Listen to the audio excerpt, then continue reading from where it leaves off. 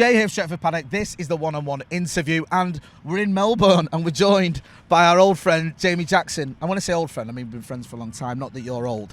From The Guardian. Jamie, thanks for joining us. No problemo. How are you finding it here in Melbourne so far? Very nice city, alive, vibrant, and United are winning so far on this tour, which is always good. It's rarity, United are winning football matches. Just on that, what have you made of the sort of the atmosphere around Manchester United at the minute and Erik Ten Hag? How have you made that? Yeah, I mean, we saw the opening training session in Bangkok ahead of the Liverpool game, and I was impressed. You know, he looks like a sort of manager who's a coach first, which I think maybe United have lacked recently. I think he's intent on improving players. It's interesting what he said about Anthony Martial after the win over Melbourne Victory, that he thinks not only can he get him back to the levels he has been, but he can be better. Yeah. That's what you want to hear, right, from a manager. Obviously he has to walk the talk, but sort of talking to people behind the scenes, he's really, really focused. And this wasn't obviously said, but I think the summation is maybe in a way Solskjaer wasn't. I'm not saying Solskjaer wasn't out for the team and had the best intentions, but I think this guy is a bit ruthless. And I think kind of, if you look at all the best ones, best managers, they always have a streak of that. Yeah, definitely get that impression from him, certainly. In terms of transfers, I mean, Malacia obviously, Dawn is playing for us already. Yeah. Eriksen's been announced. Yeah.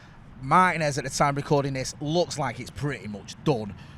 Who do you think's next? Well, De Jong, they are intent on pursuing, even though there is this standoff. I think it's fair to say that it's stalled because of the wages he's owed, 17 million in deferred wages. What I can't quite understand is, surely he can leave and be owed that money, because there seems to be a thing around whereby the only reason he's staying is because he wants his money, as in if he leaves he won't get it.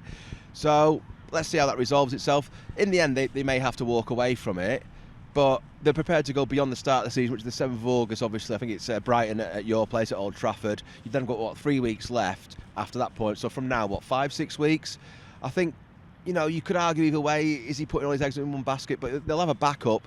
And if he is the player that, Ten Hag, that he wants to sort of build the team around, fair play to him for going for him. And to be honest, the other side of it is if you do land him, hopefully you've got a heck of a player. And a sort of schemer, I would say, the sort of creative midfielder, maybe you're missing Paul Scholes in his part. I'm not saying he's exactly the same player, don't get me wrong, but a proper creative A-list midfielder, which I don't really think you've had.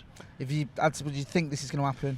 Yes, I do actually in the end, yeah. I do. Just because I think De Jong, the noise is coming out of Barcelona, the club itself, rather than De Jong.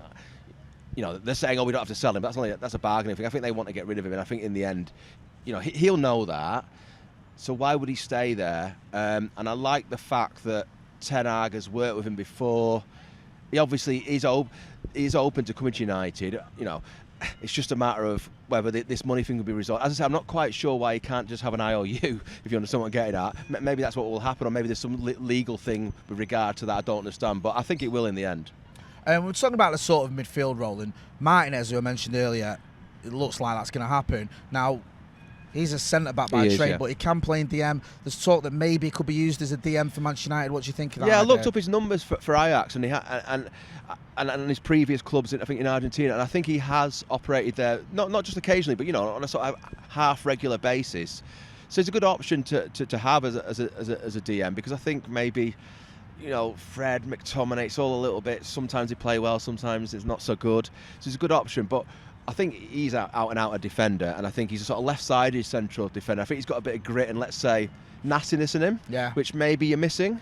I don't think Maguire quite has that to his game, that side of it. Varane's maybe more silky, could go through them all. Lindelof's not like that at all. So, he's only 5'9", but from what I understand, a little bit of research I've done on him, talking to people, he likes tackling. He's a defender in his sort of bones. So, let's wait and see as always. But again, it could be a very good piece of business for Ten Hag United. This show is sponsored by Manscaped, because you need to look after your balls. This summer, you don't want to be getting all bushy down under, because we're down under. You want to be getting bushy. You don't want to be getting bushy down under. So make sure you're using the code Paddock Tour and visiting manscaped.com, where you can get 20% off and free shipping. Because listen, we've all had it. It gets to summer, you start letting things grow, you start letting them, get a little bit out of hand, and people start noticing, people start smelling. Well, with Manscaped, you've got the Lawnmower 4.0 with that anti-nick technology, so there's no more nicks and cuts. It lessens all the worries about those. You've also got the Crop Toner, the Crop Preserver. You've got the the anti-chafing boxers. You've got the nice little travel bag that it comes with. You've got it all. So you need to go and check it out, because I've been in situations where you're putting all your bits and pieces that you need to keep yourself looking smart in a plastic bag, or you're carrying it in your hand. It's not that nice. Put it in a bag. Have your boxes there. You've got it all there. You're getting 20% off. You're getting free shipping. Your balls are going to thank you, and anyone that looks at your balls is going to thank you as well. So make sure you're using the code Paddock Tour. Visit manscaped.com. You're getting 20% off. You're getting free shipping. You're going to look great down under, but no bushes for you down under. Thanks to Manscaped. I mean, the way Eric Bayer's playing, you think he'd be about this. Well, Beckenbauer, isn't he? But yeah. 2 games so far. I mean, he's been on some runs. Well, I've always thought he's a very good player, but obviously it's the obvious thing: can he stay fit? You know, and then you can't. The problem for any manager, as previous ones have found, if you can't rely obviously on a player to always be fit, it's difficult because the rhythm of the team's broken up. But yes, I mean, if you could solve that, I think you'd have. It's a bit of a cliche, but you'd have a new centre back there, really. I think that is part of the problem with our centre backs, isn't it? You look at Varane. There's that injury thing in there. I was really disappointed in Varane last season. Maybe, it's a first season thing. Maybe he was carrying some sort of injury we don't know the extent of, because I don't care who you are. If you win a World Cup and you're in that team, as he was for France, you've got to be a heck of a footballer, right? Definitely. Real Madrid winning all that stuff. So maybe again. And Ten Hag has said a few times, I think in his initial unveiling, but on this tour as well, that he's got you've got a very good squad. He didn't say this, but basically underperformed last season. He may be right. He may be the man, because of his coaching ability and just basically being a very good manager, who can sort of elevate, these players and actually get a tune out of them. But the problem with United a little bit is, I'm saying it's been too many if seasons. He has to do it just for the sake of the club, really, and the supporters. But at least you now have a manager who you could argue is on the upward curve of his sort of career. Do you know what I mean? Yeah, you know what I mean? He's not peaked. He's not plateaued. You feel there's lots more to come, and yeah, I like the fact he's got a bit of an edge to him. Ten Hag, he definitely does have that, and as I say, I think players, they respect any manager who sort of is a little bit mean, but they know where they stand and they just have to stick to this. I think under Solskjaer it was a little bit sort of lopsided. It wasn't the sort of most strict as regimes, and maybe that's what they need. I don't know. No, I like what you're saying there as well about he's on the up, because Jose Van Gaal, successful managers, but their success was in Van Gaal's case years before he got to United. Jose just been sacked from Chelsea. Ten Hag definitely has the sort of the feeling of someone who is up and coming. Just on the sort of DM role, it's in a story, I think there's a sort of story emanating from Darren Fletcher, perhaps suggesting that Harry Maguire could be used as a defensive midfielder. I mean, could you see that happening? It seems a bit of a strange one, but who knows in football? Exactly. Yeah. Who knows in football sport? You get these left field things. They sound a bit odd, but actually that's because you can't see what the manager can, and that's kind of why he's in the job. You're not. So I don't know. I mean, we all know he lacks pace, right? So I'm thinking here, if he plays a little bit further ahead, then maybe he won't be exposed as much if he wants to play a high line, right? I mean, that goal they scored, Melbourne victory, he was caught out for pace. It's not his fault he hasn't got that pace, but the point is, if he wants to play a high line, Ten Hag, with Maguire pushing up, that was a classic break on the counter, wasn't it? And if he was a speedster, he might have caught the scorer, whose name escapes me. Sorry, he might have caught him, but he just didn't. So maybe that's the thinking. It's quite a big call because he plays for England. Obviously that's his position. He's the captain. How happy would Maguire be about it? But let's wait and see. Yeah, definitely wait and see indeed. Just on the pre-season and the tour so far, the youngsters have been absolutely shining, especially likes of Charlie Savage and Zidane Iqbal. Do you think they could sort of force the way into the manager's thinking on this tour? Or do you think he's going to just look at it as friendlies and he's already got his team sort of sorted? Could is probably, I think there's a chance. There was a moment when Iqbal, because obviously as a youngster, as we're saying, he was sort of, he was attempting to be manhandled by one of the Melbourne victory players, and he just he stood his ground and he shrugged him off, and I like that because he said to me, he understands this is now, if I can put it this way, a man's game, and he's a senior, he's not in the juniors anymore, and he's sort of up for that. He was ready for it. He should be, of course, but the point is he has to do it. So I don't know. Often, as you're basically saying, often on these tours, I remember actually on the Moyes tour here, 2013, Januzaj. I was looking back at some of the reports they did on that tour, and Januzaj featured. Obviously, he emerged, later that season or that season under Moyes. So there might be one, but it's difficult to say because it's a very small sample. Charlie Savage, for example, for the sort of level you want to be in the United midfield. I'm not saying he hasn't got it, but he'd have to be some player, I would say, to force himself into the squad. But let's wait and see. They've got 2 more games left here on this tour, then 2 more.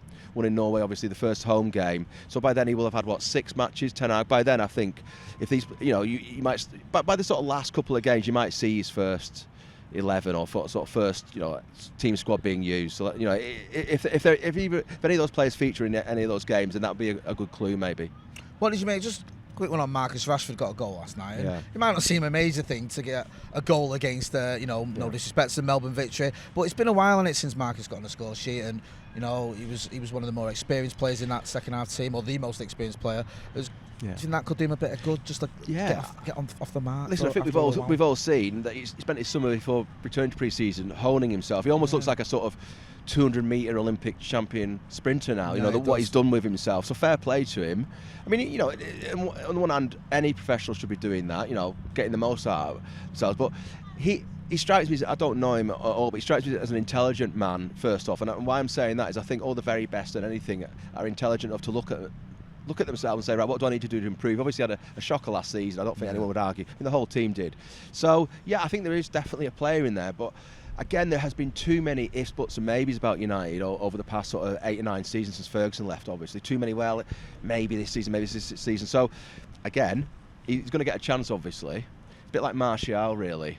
I think with Martial, he probably hasn't got much choice about giving a chance because it looks like Ronaldo, well, we know he wants to leave. Yeah. So what are his options? So, but I think with Rashford, I think we all look at him, and sometimes he can look amazing, right? He actually can look like a Thierry Henry sort of level player, but can he turn it in? Well, is he 24 now? So you wouldn't say he's plateaued in terms of his, his physical potential and, his career, but he has to start doing it very soon. Because what I'm getting at is I don't think Ten Hag will countenance, won every 3 performance. I just don't think he will. Because I think he himself understands it's United, he's Ten Hag, and, he's got to be ruthless.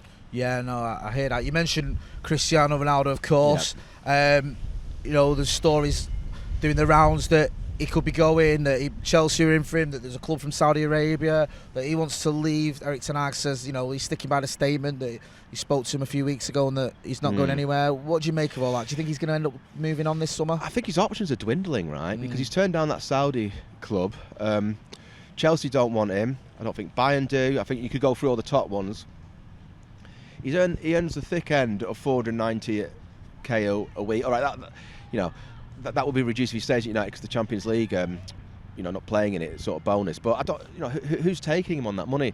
But I think for all parties, it's probably best if he does leave. What I would say though is now that it's clear that he wants to leave, I think he would have done this anyway. But Ten Hag's sort of ability to drop him and not be a massive hoo-ha, apart from maybe from his camp, is strengthened, right? Because a lot of fans will say, well, you don't want to play for us anyway, right? The manager understands that, Ronaldo understands that, and so the reason why I'm saying all this is I don't think he plays every week. Listen, there's no argument about it. He's one of the all-time greats, and last season did really well. But I think I read somewhere that in Italy they used to say Ronaldo was the solution to the problem he causes, right? So on the one hand he scores all those goals, but actually if he wasn't the team, maybe there would have been more goals, other players being involved and better results.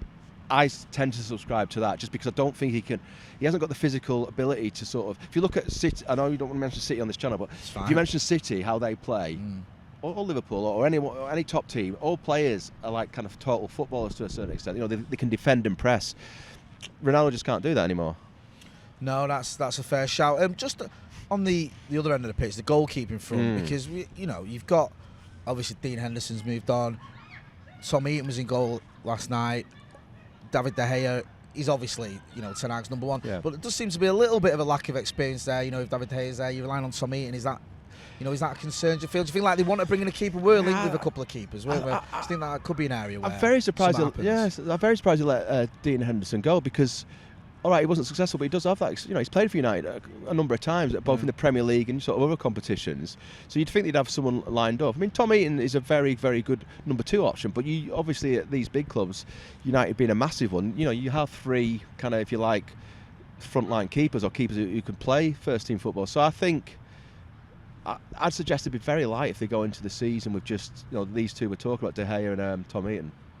No, I agree. Jamie, it's always a pleasure chatting to you. It's a bit cold here, isn't it, for Melbourne? You know, I didn't know it was going to be cold in Australia, though. I found out it's the winter here. You've got your coat on. I've got my Parker over there. Make sure you go and check it out, Jamie, at The Guardian. You're going to be here for the whole tour. You're doing Perth. You're doing I am, the rest of it, yeah? Good stuff. I look forward to reading your articles on that. We'll be back with loads more content, of course. We're going to be on the tour. We're going to be in Melbourne for the rest of the games. We're going to be in Perth. We're going to be in Norway. We're going to be back at Old Trafford. So make sure you are hitting like, share and subscribe. This has been the one-on-one interview with Jamie Jackson and me, Jay Motti. Thanks for watching.